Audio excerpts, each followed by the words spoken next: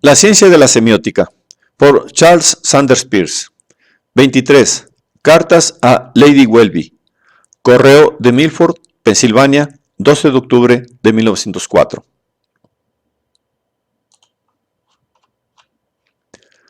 Charles Sanders Peirce y Lady Viola Welby intercambiaron gran cantidad de cartas.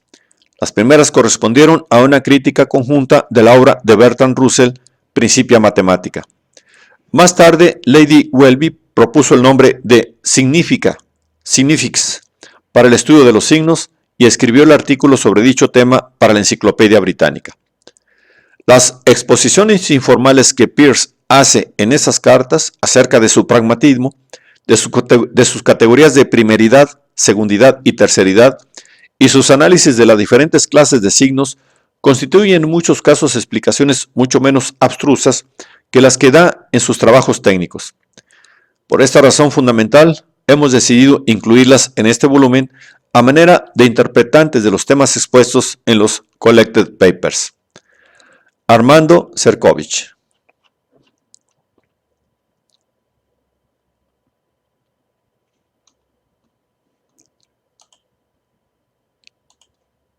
Mi estimada Lady Welby, desde que recibí su última carta, no ha pasado un solo día sin que haya lamentado las circunstancias que me impidieron contestarla ese mismo día y sin que me prometiera a mí mismo que pronto lo haría. Pero vivir en el campo, a este lado del Atlántico, si no se es multimillonario, va acompañado de grandes fricciones. Aunque en los últimos tiempos se estila más, todavía no es algo corriente y en este país se espera que uno sea como cualquier otra persona. Me atrevo a decir que sería imposible para usted imaginar qué clase de servidora doméstica puede ser una muchacha americana. También me ha puesto furioso un contrato muy desconsiderado que suscribí para redactar ciertas definiciones para un suplemento al diccionario Century, ya listas desde hace un tiempo. No hay duda que hubiera podido garrapatear algunas pocas líneas para explicarme, pero siempre me estaba repitiendo a mí mismo que en pocos días tendría el tiempo necesario para escribirle en la forma que deseaba, hasta que llegamos al día de hoy, en que la idea de lo que quería decirle está difusa. Sin embargo, confío en que usted habrá tenido fe suficiente para presumir que solamente una imposibilidad podría haber impedido que yo le escribiera, porque puede esperarse algo más de esa clase de fe de alguien que vive en el campo que de un citadín. Primeramente, quería decirle que me sorprendía al encontrar que le disgusta a usted bastante la designación de racionalista y que, según dice, como mujer es conservadora por naturaleza. Desde luego, la señora de la casa es normalmente el ministro de Asuntos Exteriores, exceptuando los de dinero y los legales, y, como todo diplomático cabal, es cuidadosa y conservadora. Pero cuando una mujer se aboca a una idea, la experiencia que me ha enseñado que la hace con un entusiasmo tan singular que la distingue. Algunos de mis mejores amigos han sido mujeres de pensamiento de avanzada. No sé si pienso que su recomendación de considerar seriamente el cambio de base del sistema de numeración no es un tanto radical. Pero quería escribirle sobre los signos, que son tema tan importante tanto para usted como para mí. Tal vez en mayor medida para mí que para usted, dado que creo que el más alto grado de realidad solo se alcanza por medio de los signos, es decir, por ideas tales como verdad, certeza, etc. Suena a algo paradójico, pero cuando le transmita la totalidad de mi teoría sobre los signos, lo parecerá menos. Creo que hoy le explicaré el esquema general de mi clasificación de los signos. Usted ya sabe que inventar nuevas palabras para expresar nuevas ideas merece toda mi aprobación. No sé si los estudios que llamo ideoscopía pueden ser tomados como ideas nuevas, pero la palabra fenomenología se usa con un sentido diferente. La ideoscopía es la descripción y clasificación de las ideas que pertenecen a la experiencia ordinaria o que surgen naturalmente en conexión con la vida cotidiana, sin tener en cuenta su grado de validez ni sus aspectos psicológicos. Al efectuar estos estudios, llegué hace mucho, en 1867, después de solo 3 o 4 años de trabajo, a poder clasificar todas las ideas en las 3 clases de primeridad, segundidad y terceridad.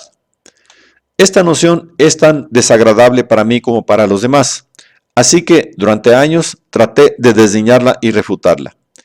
Pero, no obstante, terminó por conquistarme completamente. Con todo lo desagradable que es atribuir tales significados a números, y sobre todo a una tríada, no por desagradable es menos verdadero. Las ideas de primeridad, segundidad y terceridad son muy simples, dándole al ser el sentido más amplio posible, de modo de incluir ideas tanto como cosas e ideas que realmente tenemos o que solo imaginamos tener. Yo las definiría del siguiente modo. Inciso A. Primeridad es el modo de ser de aquello que es tal como es, de manera positiva y sin referencia a ninguna otra cosa. B. Segundidad es el modo de ser de aquello que es tal como es con respecto a una segunda cosa, pero con exclusión de toda tercera cosa. Inciso C. Terceridad es el modo de ser de aquello que es tal como es a relacionar una segunda y una tercera cosas entre sí. Llamo a estas tres ideas las categorías xenopitagóricas. Las ideas típicas de la primeridad son cualidades del sentir o meras apariencias.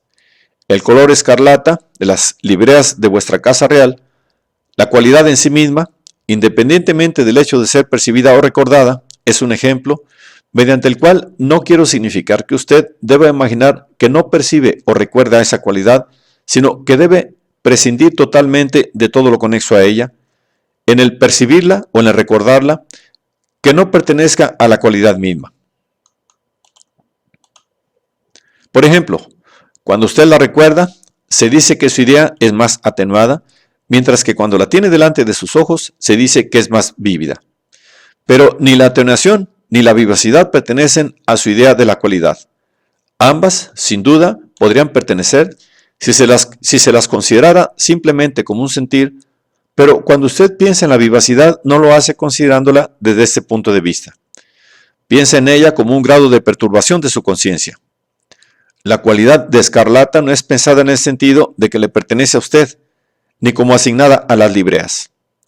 Es, muy simplemente, una peculiar posibilidad positiva, independientemente de cualquier otra cosa. Si usted le pregunta a un mineralogista qué es la dureza, dirá que es lo que se predica de un cuerpo que no puede ser rayado con un cuchillo. Pero una persona cualquiera pensará que la dureza es una simple posibilidad positiva, cuya efectivización es causa de que un cuerpo sea como el pedernal. Esta idea de dureza es una idea de primeridad. La impresión total no analizada producida por cualquier cosa múltiple que no sea pensada como un hecho real, sino simplemente como cualidad, como simple posibilidad positiva de apariencia, es una idea de primeridad. Advierta la ingenuidad de la idea de primeridad. Las categorías xenopitagóricas son sin duda otro intento de caracterizar lo que Hegel procuró caracterizar con sus tres estadios del pensamiento, y corresponden también a las tres categorías de cada una de las cuatro tríadas de la tabla de Kant. Estas tentativas son independientes las unas de las otras. Durante muchos años, las semejanzas entre esas categorías y los estudios de Hegel me pasaron inadvertidas debido a mi antipatía hacia Hegel. Pero esa misma independencia solo puede confirmar que las tres categorías realmente existen. La idea del instante presente, que exista o no exista, se piensa naturalmente como un punto del tiempo en el que no hay lugar a pensamiento alguno ni a la separación de ningún detalle. Es una idea de primeridad. Un tipo de idea de segundidad es la experiencia del esfuerzo, con prescindencia de la idea de intencionalidad. Podría decirse que tal experiencia no existe, que siempre hay una intencionalidad en la medida en que el esfuerzo es consciente. Pero esto último también podría cuestionarse, puesto que dentro de un esfuerzo intenso y continuado, bien pronto perdemos de vista la intencionalidad del mismo. Sin embargo, quiero abstenerme de entrar en el terreno de la psicología porque no tiene nada que ver con la ideoscopía. La existencia de la palabra esfuerzo es prueba suficiente de que la gente piensa que tiene tal idea, y basta con esto. La experiencia del esfuerzo no puede existir sin la experiencia de la resistencia. El esfuerzo solo es esfuerzo en virtud de que algo se le opone y ningún tercer elemento entra en esto. Advierta que hablo de la experiencia y no de la sensación del esfuerzo. Imagínese que usted está sola, sentada en la canastilla de un globo aerostático a gran altura sobre la Tierra, disfrutando serenamente de la absoluta calma y quietud de la noche. De pronto, irrumpe el penetrante chillido de una sirena y se mantiene durante un buen rato. La impresión de calma y serenidad era una idea de primeridad, una cualidad sentida. El sonido penetrante de la sirena no le permite pensar ni hacer otra cosa que soportarlo. Esto también es de absoluta simplicidad, otra primeridad. Pero la ruptura del silencio por el sonido era una experiencia. La persona, en su inercia, se identifica con el estado de sentir precedente y el nuevo sentir que se le impone a pesar es el no yo. Que se le impone a su pesar es el no yo. Tiene una suerte de conciencia bifásica, de yo y no yo. Esta conciencia de la acción, de un nuevo sentir, que destruye el sentir precedente, es lo que yo llamo una experiencia. La experiencia es, por lo general, lo que el curso de la vida me ha compelido a pensar. La seguridad puede ser genuina o degenerada. La calidad de genuino admite muchos grados. En términos generales, una segundidad genuina consiste en alguna cosa que actúa sobre otra cosa, esto es, acción en estado bruto. Digo bruto porque en la medida en que la idea de alguna ley o razón aparece al mismo tiempo la terceridad. Cuando una piedra cae al suelo, la ley de gravitación no actúa para hacerla caer. La ley de gravitación es el juez en su estrado, que podrá enunciar la ley hasta el día del juicio final, pero hasta tanto el brazo fuerte de la ley, el brutal sheriff, imponga la ley, esta carecerá de importancia. Debo admitir que el juez está facultado para crear al sheriff, si es necesario, pero no puede prescindir de él. La caída de la piedra es asunto exclusivo de la piedra y de la tierra en el momento considerado. Es este un caso de reacción, y tal es asimismo el caso de existencia, que es el modo de ser de lo que reacciona a otras cosas. Pero hay también acción sin reacción, tal es la acción de lo previo sobre lo subsiguiente. Es cuestión muy difícil de definir si esta idea de determinación unilateral es una pura idea de segundidad o si involucra terceridad. En este momento, la primera alternativa me parece la más correcta. Pienso que cuando Kant hizo del tiempo solo una forma del sentido interno, estuvo influido por consideraciones tales como las siguientes. La relación entre lo previo y lo subsiguiente consiste en estar lo subsiguiente indeterminado para lo previo. Pero la indeterminación solo pertenece a las ideas. Lo existente es determinado en todos sus aspectos. Y en esto precisamente consiste la ley de la causalidad. Similarmente, la relación temporal atañe solamente a las ideas. Podría, tal vez, argumentarse que de acuerdo con la ley de conservación de la energía, no hay nada en el universo físico que sea correlativo de nuestra idea de que lo previo determina lo subsiguiente de una manera cualquiera, en que lo subsiguiente no determina lo previo. Porque, de acuerdo con esa ley, todo lo que acontece en el universo físico consiste en el intercambio de una determinada cantidad de vis viva. Un medio de la masa entre la distancia al cuadrado por una determinada cantidad de desplazamiento. Dado que el cuadrado de una cantidad negativa es positiva, se sigue de ello que si todas las velocidades en un instante dado fueran invertidas, todo continuaría sin variación, y solo el tiempo transcurriría retrocediendo, por así decir.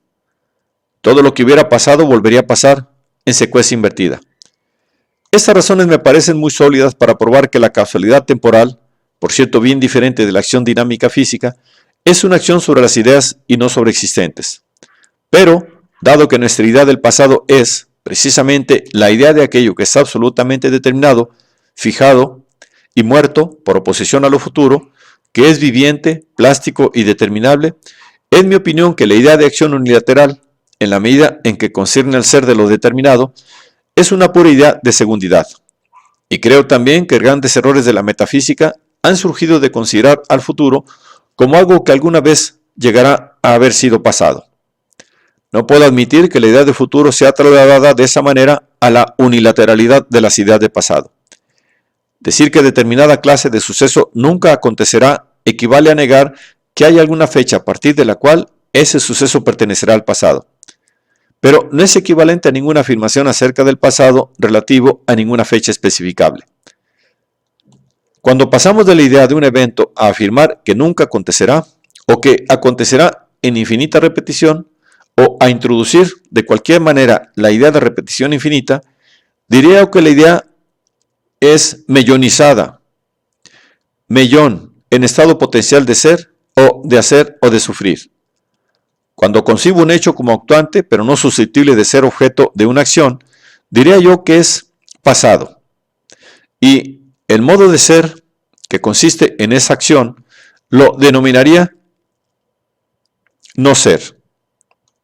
Considero a la primera como una idea de terceridad y a la segunda como una idea de segundidad. Considero que la idea de cualquier relación diádica que no involucre tercero alguno es una idea de segundidad, y no llamaría completamente degenerada a ninguna de esas relaciones diádicas, salvo a la relación de identidad. Pero la similitud, que es la única identidad posible de los primeros, está muy cercana a ello. He clasificado las relaciones diádicas en muchas formas distintas, pero las más importantes son, primero, con respecto a la naturaleza de lo segundo en sí mismo, y segundo, con respecto a la naturaleza de su primero. El segundo, o relato, es en sí mismo, o bien un referato, si es intrínsecamente una posibilidad, tal como una cualidad, o bien un revelato, si es por propia naturaleza un existente. En cuanto a su primero, el segundo es divisible con respecto sea al primero dinámico, sea al primero inmediato. Con respecto a su primero dinámico, un segundo está determinado sea en virtud de su naturaleza intrínseca, sea en virtud de una relación real con ese segundo, una acción. Su segundo inmediato es o una cualidad o un existente. Llego ahora a la terceridad. Después de haber consagrado 40 años al estudio de este tema, desde todos los puntos de vista que pude descubrir, he llegado a la convicción de la imposibilidad de adecuar el concepto de segundidad a todos los contenidos de nuestras mentes, a tal punto que no sabría cómo persuadir a nadie que no estuviera ya completamente persuadido de ello. Y sin embargo, veo a muchos pensadores que tratan de construir sus sistemas omitiendo a la terceridad. Entre ellos se cuentan algunos de mis mejores amigos que se consideran en deuda conmigo en cuanto a algunas ideas, pero que nunca llegaron a aprender la lección principal. Muy bien, admitamos que la segundidad deba ser investigada exhaustivamente. Será el único modo de poner en total evidencia la irreductibilidad del concepto de terceridad, así como su cualidad de indispensable. Aunque, para quien pueda aprender el concepto, es suficiente decir que, tratando de unir una línea con el extremo de otra, no se obtendrán ramales de esa línea. Mi amigo Schröder se enamoró de mi álgebra de las relaciones diádicas. Las pocas páginas que le dediqué en mi nota B de los estudios de lógica por los miembros de la Universidad Johns Hopkins tenían extensión proporcional a su importancia. Su libro es profundo y precisamente por esa profundidad se hace aún más claro que la segundidad no puede abarcar a la terceridad ni incluirla. Él evita cuidadosamente declarar que eso es posible, pero llega a decir que la segundidad es lo más importante. Lo es si se considera que la terceridad no puede ser entendida sin recurrir a la segundidad. Pero en lo que concierne a su aplicación, la segundidad es tan inferior a la terceridad que en ese aspecto pertenece a un mundo diferente. Aún en las formas más degeneradas de terceridad, y la terceridad tiene 2 grados de degeneración, puede ser detectado algo que no es mera secundidad. Si usted considera cualquier relación triádica ordinaria, siempre encontrará un elemento mental en ella. La acción en bruto es secundidad, y cualquier aspecto mental implica necesariamente terceridad. Por ejemplo, analice la relación involucrada en A da B a C. ¿Qué es dar? No es ciertamente que A descarta B y que subsecuentemente C lo toma. No es necesario que haya transferencia material alguna. Consiste en que A convierta a C en el poseedor conforme con la ley. Debe existir ley de alguna clase antes de que cualquier dación sea posible, aun en el caso extremo de que esa ley sea la del más fuerte. Supongamos ahora que el dar haya consistido efectivamente en que A abandonase B, haciendo de ese modo posible que B sea tomado por C. Esta sería una forma degenerada de terceridad, en la cual esta última es anexada externamente. Cuando A abandona B, no hay terceridad. Cuando C toma B, tampoco hay terceridad. Pero si usted dice que estos dos actos constituyen una operación única, en virtud de la identidad de B, entonces trasciende el hecho en bruto e introduce un elemento mental. En cuanto a mi álgebra de las relaciones diádicas, Russell, en su libro, que es superficial hasta darme náuseas, hace algunos comentarios tontos sobre mi adición relativa, etc., que son simples disparates. Dice Russell, o lo dice Whitehead, que raramente hay necesidad de ello. Esa necesidad nunca aparecerá si se plantea, de alguna otra manera, el mismo modo de conexión. Es parte de un sistema de pensamiento, dentro del cual ese modo de conexión no puede plantearse de ninguna otra manera. Dentro de ese sistema es indispensable, pero dejemos que Russell y Whitehead arreglen sus problemas por sí mismos. La crítica que debo hacer a mi álgebra de las relaciones diádicas, de la cual no estoy ciertamente enamorado, pese a considerarla lograda, es que las relaciones triádicas que no reconoce son precisamente las que usa. En efecto, cada combinación de relativos para producir un nuevo relativo es una relación triádica, irreductible a relaciones diádicas. Hay otras maneras de señalar su inadecuación, pero de este modo se la pone en conflicto consigo misma si se la considera, como yo nunca la consideré, como suficiente para la expresión de todas las relaciones. Mi álgebra universal de las relaciones, con los índices subyacentes y con sumatoria y pi, es susceptible de ampliación para llegar a abarcarlo todo. Lo mismo y aún más, pese a que está lejos de una perfección ideal, puede decirse del sistema de los grafos existenciales. No me he aplicado aún lo suficiente al estudio de las formas degeneradas de terceridad, aunque creo poder decir que tiene dos grados diferentes de degeneración. En su forma genuina, la terceridad es la relación triádica que existe entre un signo, su objeto y el pensamiento interpretador, que es en sí mismo un signo, considerada dicha relación triádica como el modo de ser de un signo. Un signo media entre el signo interpretante y el objeto. Tomando el signo en su sentido más amplio, su interpretante no es necesariamente un signo. Cualquier concepto es un signo, por supuesto. Eso lo dijeron ya suficientemente Occam, Hobbes y Leibniz. Pero podemos tomar el signo en un sentido tan amplio que su interpretante no sea un pensamiento, sino una acción o una experiencia, o podemos ampliar de tal manera el significado de un signo que su interpretante sea una mera cualidad de sentir. Un tercero es algo que siempre pone a un primero en relación con un segundo. Un signo es una clase de tercero. ¿Cómo lo caracterizaremos? ¿Diremos que un signo pone a un segundo, su objeto, en relación cognitiva con un tercero? ¿O diremos que un signo pone a un segundo en la misma relación con el primero en que está él mismo con dicho primero? Si insistimos en emplear el concepto de conciencia, debemos aclarar qué entendemos por conciencia de un objeto. ¿Significaremos sensación? ¿Diremos que queremos significar asociación o hábito? Estas son distinciones psicológicas que tengo especial interés en evitar. ¿Cuál es la diferencia esencial entre un signo que es comunicado a una mente y otro que no es comunicado así? Si el problema fuera definir qué queremos decir al hablar de signo, la cuestión quedaría resuelta con facilidad. Pero no está ahí el centro de la cuestión. Estamos en situación semejante a la de un zoólogo que tratase de delimitar el significado de pez para poder clasificar a los peces como uno de los grandes órdenes de los vertebrados. Creo que la función esencial de un signo es transformar relaciones ineficientes en otras que sean eficientes, no para ponerlas en acción, sino para establecer un hábito o regla general según los cuales actuarán cuando sea oportuno. Dentro de las doctrinas de la física, cuando algo ocurre, no se producen sino velocidades continuas rectilíneas, con las aceleraciones que acompañan a las posiciones relativas de las partículas. Todas las demás relaciones, por cierto muy numerosas, son ineficientes. El conocimiento, en cierta forma, las torna eficientes, y un signo es algo que nos permite conocer algo más. A excepción del conocimiento, en un instante dado, de los contenidos de la conciencia en ese mismo instante, conocimiento cuya existencia está sujeta a duda, todo nuestro pensamiento y todo nuestro conocimiento se da por los signos. En consecuencia, un signo es algo que está en relación con su objeto, por una parte, y con su interpretante, por otra, de modo tal que coloca al interpretante en relación con el objeto, siendo esa relación correspondiente a la que el signo tiene con el mismo objeto.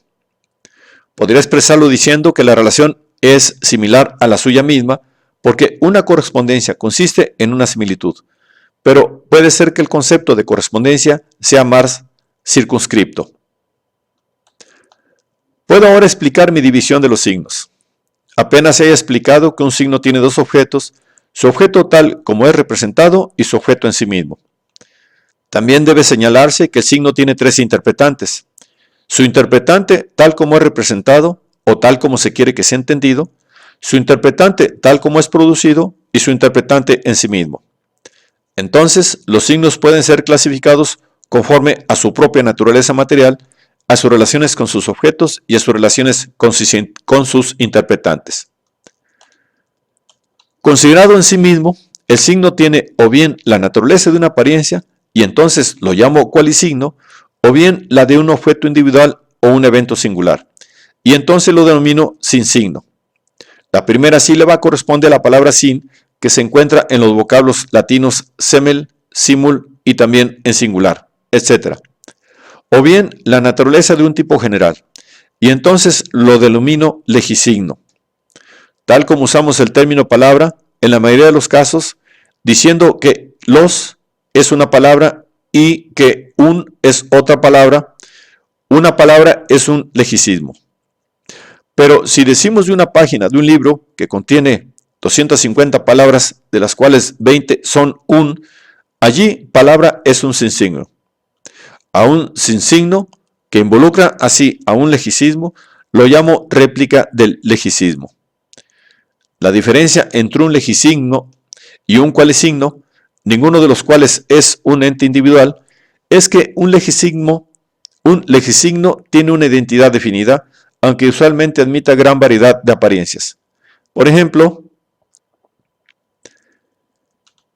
la Y y el sonido que a ellos corresponde constituyen los tres una misma palabra. En contraste con ello, el cualisigno no tiene identidad alguna. Es la mera cualidad de una apariencia y no es exactamente el mismo de un caso a otro. En lugar de identidad, posee un alto grado de similitud y no puede diferir mucho sin que debamos considerarlo otro cualisigno. Desde el punto de vista de sus relaciones con sus objetos dinámicos, divido los signos en íconos, índices y símbolos. Esta división la di en el año 1867. Debido a un ícono como un signo que está determinado por su objeto dinámico en virtud de su propia naturaleza interna. Cualquier cualisigno entra dentro de esta definición, como por ejemplo una visión o el sentimiento provocado por una pieza de música considerada como representación de lo que el compositor quiso expresar.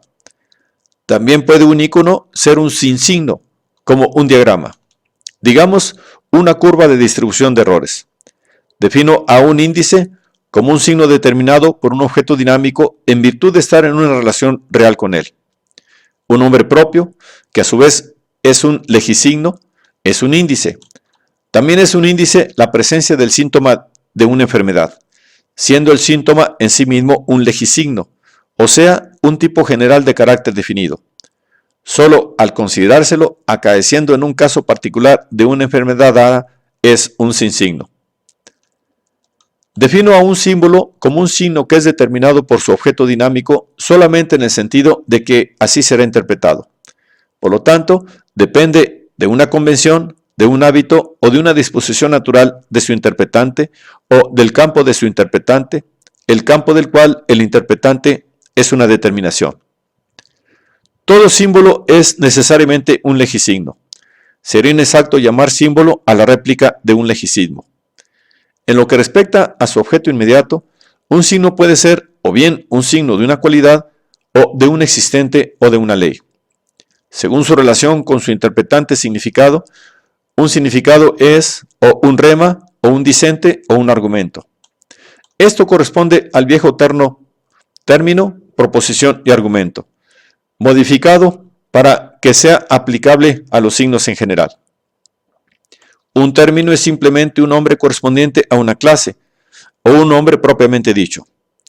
No considero al nombre común como una parte esencialmente necesaria del habla. En realidad, solo se ha desarrollado completamente como parte separada de las lenguas arias y en el vasco. Tal vez pueda darse el caso en alguna otra lengua marginal. En las lenguas semíticas, generalmente se ha relacionado con lo verbal en la forma y también pasa lo mismo en lo que respecta a su sustancia. Hasta donde yo tengo conocimiento, podría decir que lo mismo ocurre en la mayoría de las lenguas. En mi álgebra universal de lógica no existe el nombre común. Un rema es cualquier signo que no sea verdadero ni falso, como casi todas las palabras consideradas por separado, con excepción de sí y no, que son casi privativas de las lenguas modernas. Una proposición, en mi concepción de ese término, es un símbolo dicente. Dicente no como una aseveración, sino como algo susceptible de ser aseverado. Pero una aseveración es un dicente. De acuerdo con el estado actual de mi pensamiento, que tal vez pueda perfeccionarse en el futuro, el acto de aseverar no es un puro acto de significación. Es una manifestación del hecho de que uno se sujeta a las sanciones que recaen sobre un mentiroso si la proposición aseverada no es verdadera. El acto de juzgar es el autorreconocimiento de una creencia. Y la creencia es la aceptación deliberada de una proposición como base de una conducta. Esta proposición puede estar sujeta a duda. Se trataría de establecer cuál es el enfoque de la cuestión que posibilita la visión más simple de la naturaleza de la proposición.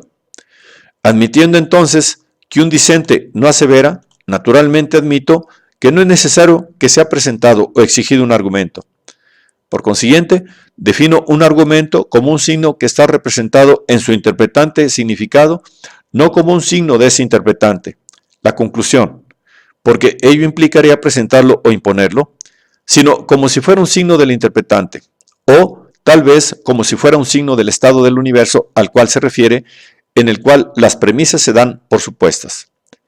Defino a un dicente como un signo representado en su interpretante significado, como si estuviera en una relación real con su objeto, o como que es así, si ello es aseverado. Defino a un rema como un signo que es representado en su interpretante significado, como si fuera un carácter o marca, o como que es así. De acuerdo con mi pensamiento, en el momento actual, un signo puede apelar a su interpretante dinámico de tres maneras. Primera, un argumento solo puede ser propuesto a su interpretante como algo cuya razonabilidad puede ser reconocida. Segundo, un argumento o un dicente puede ser impuesto al interpretante por un acto de insistencia. Tercera, un argumento o un dicente pueden ser, y un rema debe ser, presentados a su interpretante para contemplación. Finalmente, en relación con su interpretante inmediato, divido los signos en las tres clases siguientes. Primero, aquellos que son interpretables en pensamientos u otros signos de la misma clase en series infinitas. Segunda, aquellos que son interpretables en experiencias reales. Tercera, aquellos que son interpretables en cualidades de sensaciones o apariencias. Si considera usted, como yo, que en conjunto hay mucho de verdad valiosa en todo esto, le agradecería que lo incluyera en la próxima edición de su libro, después de seleccionar lo conveniente y, por supuesto, eliminar alusiones a personalidades que puedan resultar desagradables, y en especial si van acompañadas de críticas severas, porque me temo que pueda haber algún error en estas últimas.